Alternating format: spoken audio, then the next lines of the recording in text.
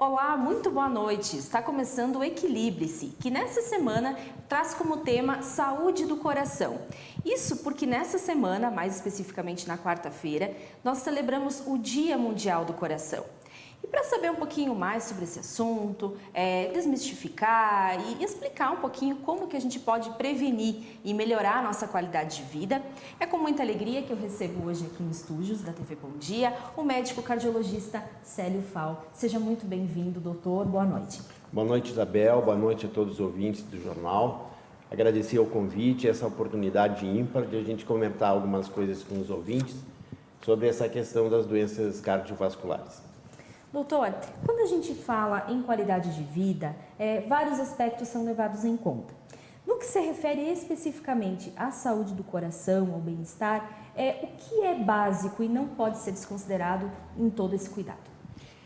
A gente costuma comentar, na universidade, com os pacientes nos consultórios, enfim, a importância de nós nos mantermos saudáveis, Isabel? Porque das mais diferentes maneiras que você enxergar a saúde, ela é sempre melhor nós mantermos a saúde e dessa maneira evitarmos a doença. A doença sempre traz transtornos, transtornos pessoais, altera toda a rotina da família, transtornos financeiros, enfim, sempre é melhor a gente se manter saudável. Do ponto de vista cardiovascular, talvez a tríade de sustentação, eu li no jornal, no encarte saúde do jornal Bom Dia, acho que há um mês atrás, o doutor Muriguchi nos dando umas ideias, umas dicas, muito importantes e que vêm ao encontro de tudo aquilo que a gente ouve nas palestras, agora via online, dos congressos via internet, de a gente frisar a importância de manter a atenção em três aspectos, uma alimentação saudável, a prática de exercícios físicos de rotina, e dormir um número de horas adequados por noite para que a gente, então, dessa maneira consiga manter o equilíbrio da nossa saúde cardiovascular. É importante também frisar, que se a gente vai buscar lá na definição de saúde pela Organização Mundial da Saúde, o conceito é um estado de equilíbrio ou de bem-estar biológico, psicológico e social. O social nos foi retirado por conta da pandemia, dificultado por conta da pandemia, e isso acabou refletindo muito no psicológico e muito no biológico. Então nós temos que nos atentar para essas questões. Mas se a gente tiver uma alimentação saudável, praticar exercícios físicos e ter uma noite de sono bem dormida, nós estamos sim, Isabel, e aos nossos telespectadores, cuidando da nossa saúde cardiovascular. Adequar a rotina também, doutor? Exatamente. E no que se refere aí aos sintomas, doutor, de alguns problemas. Algumas doenças, elas apresentam alguns sinais de alerta, outras não. Como que a gente pode identificar isso? Como que as pessoas podem ficar atentas? Claro que a consulta de rotina, o acompanhamento é essencial para isso, mas, porventura, existe aí algumas formas de tentar identificar e saber o momento de procurar ajuda? Isabel, o que mais mata no mundo hoje, nos adultos, são as doenças cardiovasculares. As pessoas morrem por infarto e morrem por acidente vascular cerebral.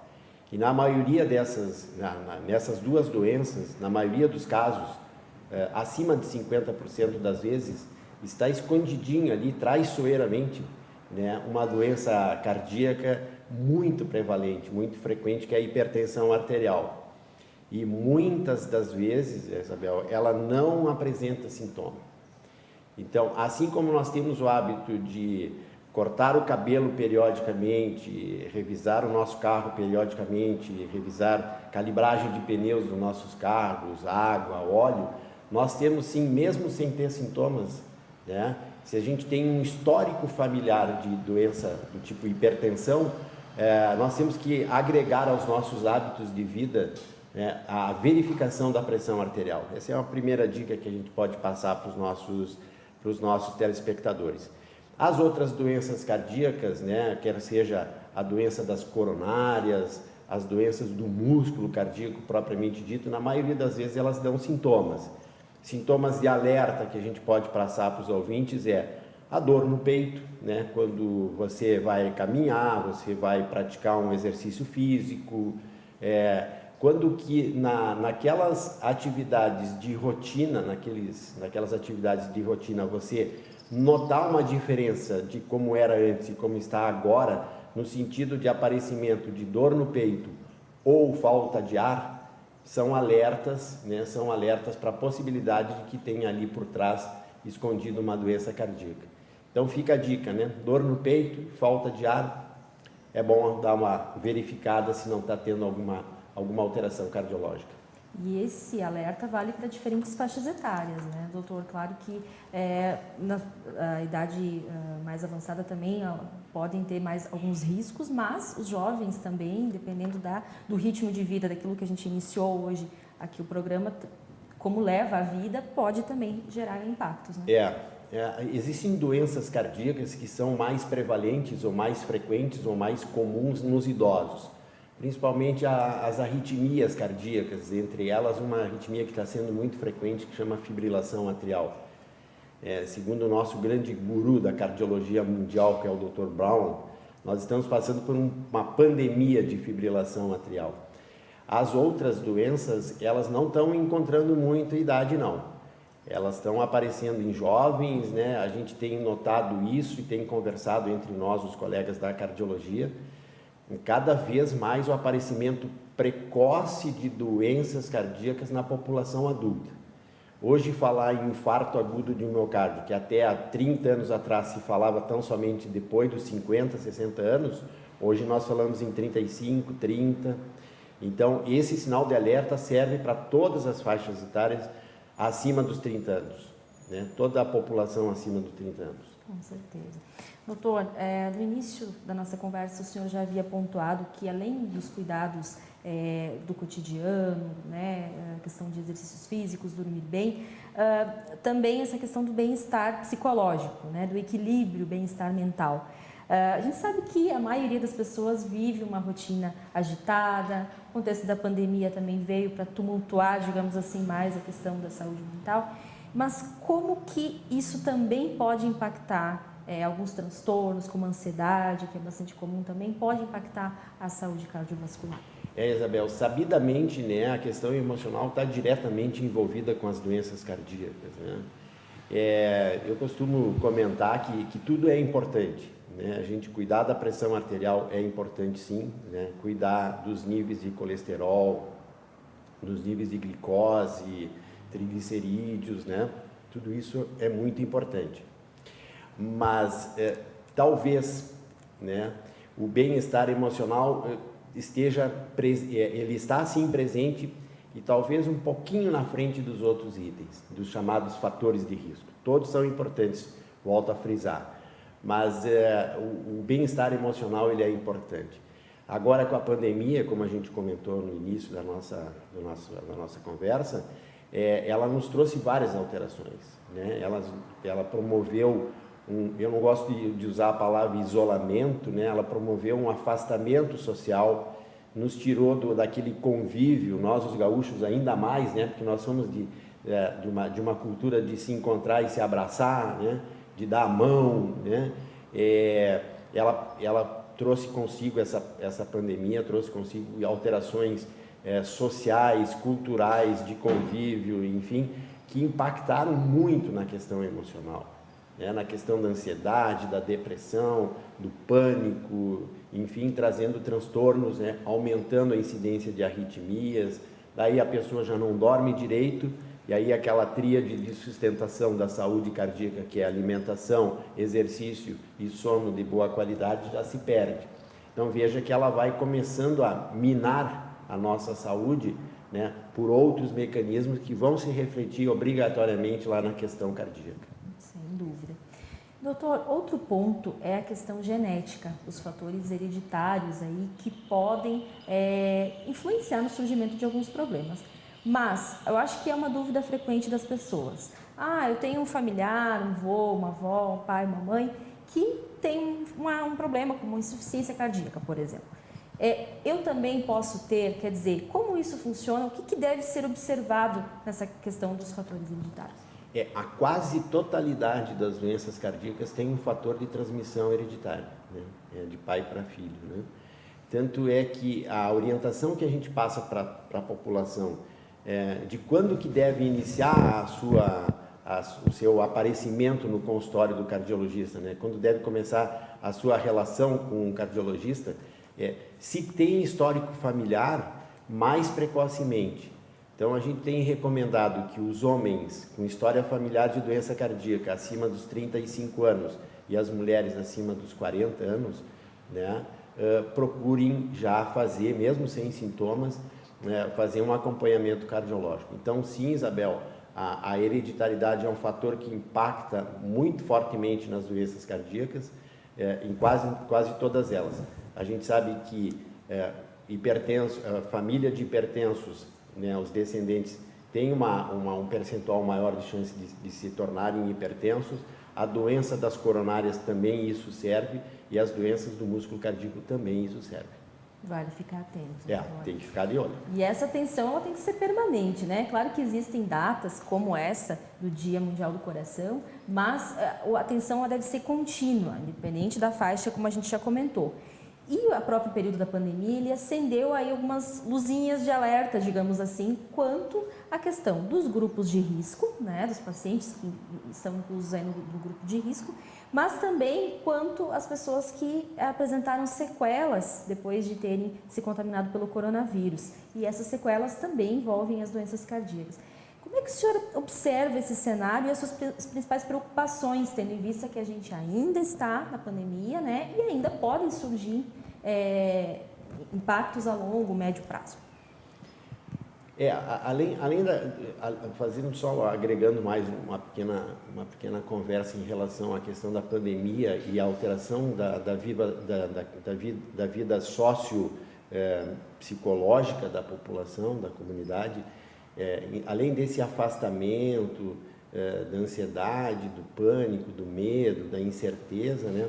A pandemia, ela trouxe também, tirou aquela possibilidade das pessoas fazerem o seu exercício físico de rotina, quer seja indoor, né, nas academias, né, então fecharam as academias, né, e quer seja nos parques, enfim, aqui a gente vê que a população gosta muito de caminhar ao longo do Parque Longines Malinowski, lá no seminário, né, o seminário por conta da pandemia e de solicitação do Comitê de Controle da Covid teve que fechar suas portas, enfim.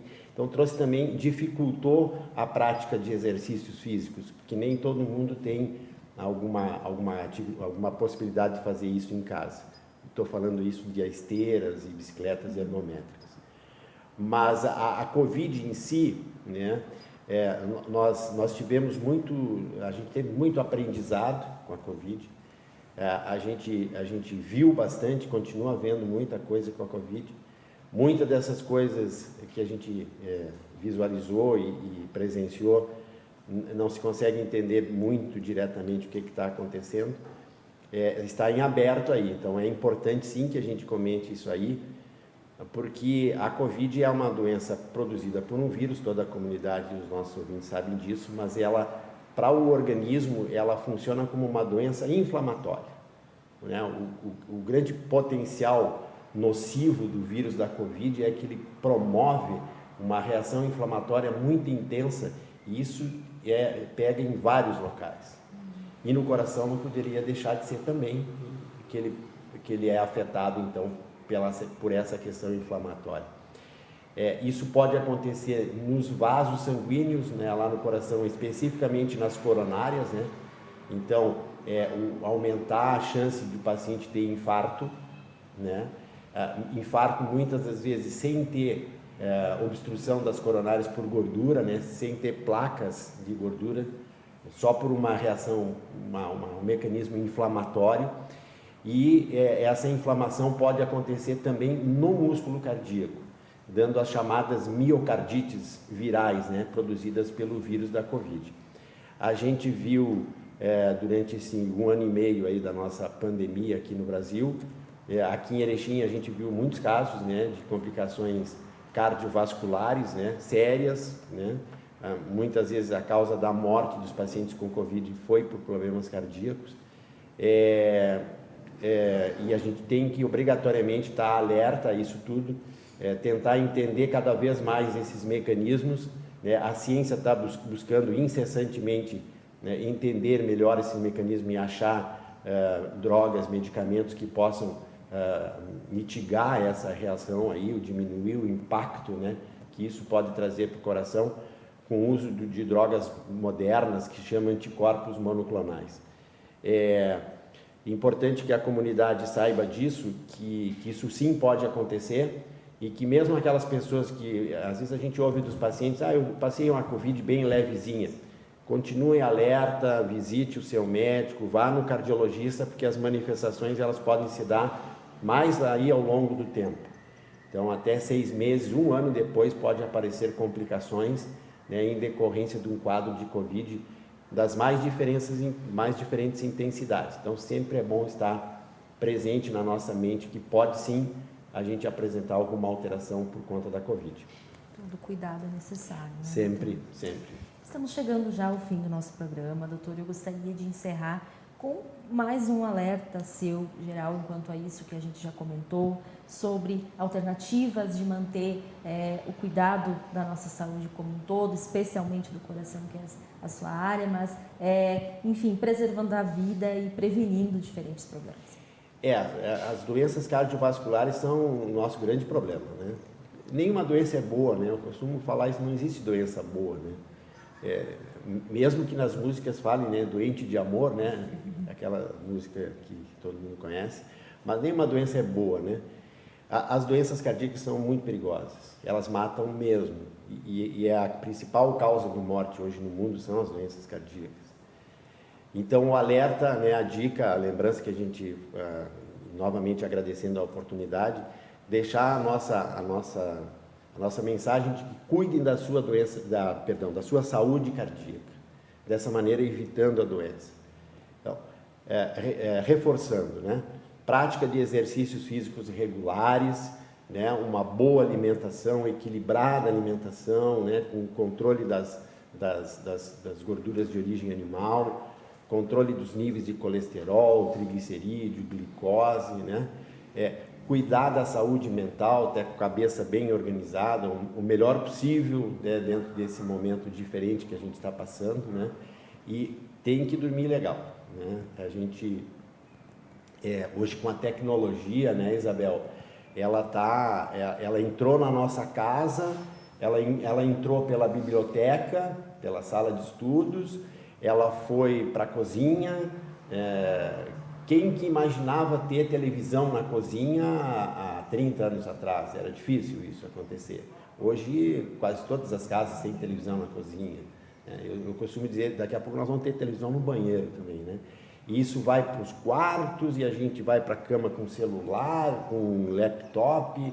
Não, dormir é dormir, né? Tem que desligar, tem que descansar. Isso faz parte, eu costumo dizer que durante o sono é o momento que o nosso corpo, ele recarrega suas energias para o enfrentamento de um próximo dia.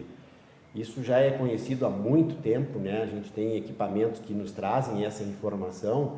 Quando a gente dorme, a nossa frequência cardíaca diminui, a nossa pressão arterial diminui, é o chamado descenso noturno. A nossa respiração diminui, o funcionamento do nosso cérebro diminui, né? É o momento deles também descansarem para recuperar as energias e enfrentar um dia melhor. Então a dica é cuidar do coração, cuidar da saúde do nosso coração, praticando exercício, cuidando da cabeça, dormindo bem e tendo uma alimentação saudável. Com certeza, equilibrando tudo isso, tá? Às vezes não é fácil, né? Mas a gente tem que achar um mecanismo de controle. Doutor, gostaria de agradecer, então, novamente a sua participação aqui no Equilibre-se e até uma próxima oportunidade. Obrigado, Isabel. Uma boa noite a todos. E desse modo nós encerramos o Equilibre-se dessa semana. Você pode conferir esse e outros programas diretamente na página do Facebook de Jornal e TV Bom Dia. Tenham todos uma ótima noite e um excelente fim de semana.